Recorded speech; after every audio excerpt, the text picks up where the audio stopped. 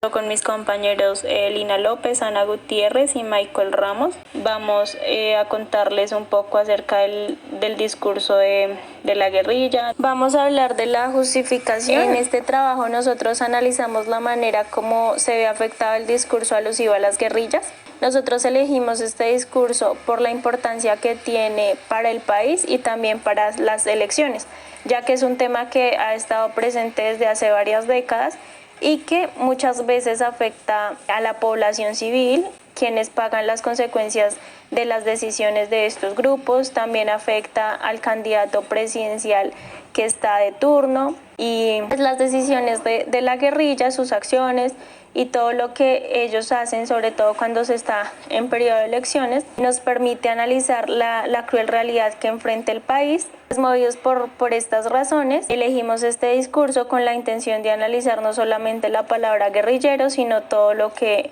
conlleva y su discurso en general. Cuando hablamos del origen del discurso guerrillero, inicialmente se mostraba al pueblo un discurso entre actor y sujeto, lo cual afirma González citando a Pardo. El actor discursivo entonces es un sujeto que desempeña roles discursivos y que en su calidad de sujeto social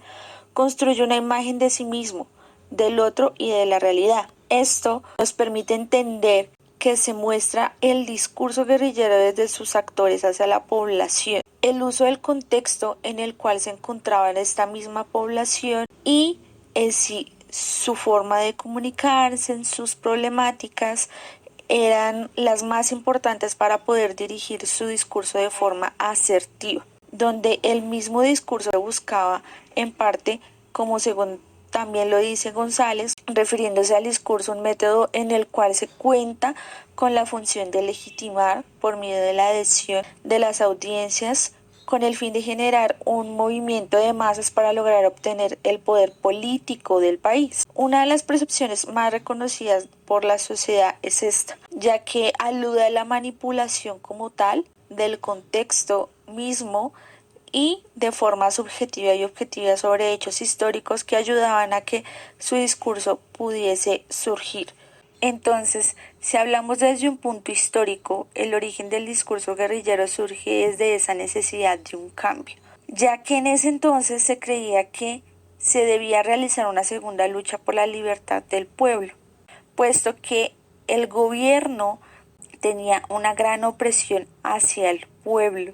como tal en diferentes aspectos que cada uno de nosotros ya comprendemos históricamente.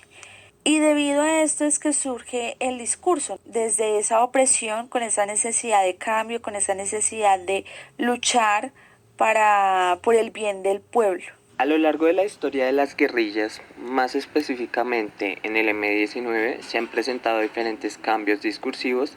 en lo que ellos querían ser considerados, cómo querían ser conocidos, cómo querían ser llamados. Por ejemplo, primero querían ser vistos como un actor político, el cual trajera un cambio a lo que estaba sucediendo en nuestra coyuntura en estas épocas, hace unos años, hace unas décadas, y por esta razón quería ser visto también como un promotor del cambio, ¿sí? Pero a raíz de esto y al no ser escuchados por el gobierno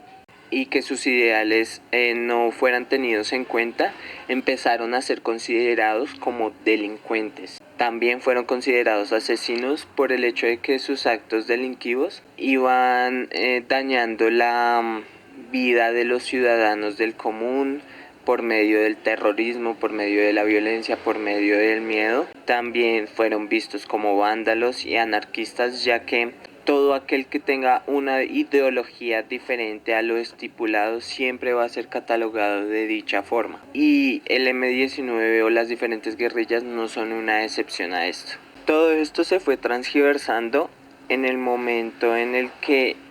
estos grupos subversivos cambiaron los métodos en los cuales se querían comunicar. En el momento en el que no supieron cómo llevar a cabo sus ideales y se dejaron llevar por el momento en el cual Colombia se encontraba situada, generando así caos, generando así violencia y A partir de esto empezaron a ser tilteados no solamente por el ámbito político, sino también por la gente del común, por el colombiano promedio, como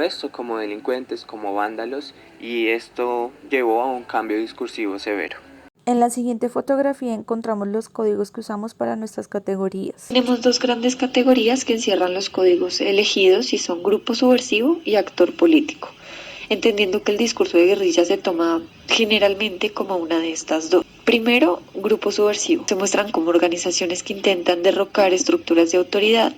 desestabilizando el orden social y político a través de medios como la violencia o la rebelión. Pero también podemos hablar de la guerrilla como actor político, debido a que desde las negociaciones de paz en Colombia se ha otorgado esa posibilidad de diálogo y de acción política de estos grupos organizados, y todo esto en pro de buscar soluciones a un conflicto armado que ha afectado al país por años. Como conclusiones, hablamos de la guerrilla como discurso social y político, pero también de alguna manera ético, que ha cambiado al pasar de los años, y esto con respecto a su connotación y a su uso en el lenguaje como una manera de ofender o de referirse a alguien rebelde que está en desacuerdo con las normas políticas y sociales del país. Esto habla también de la falta de conocimiento acerca del origen de la guerrilla en nuestro país y de la raíz del problema, que es muy en general pues la inconformidad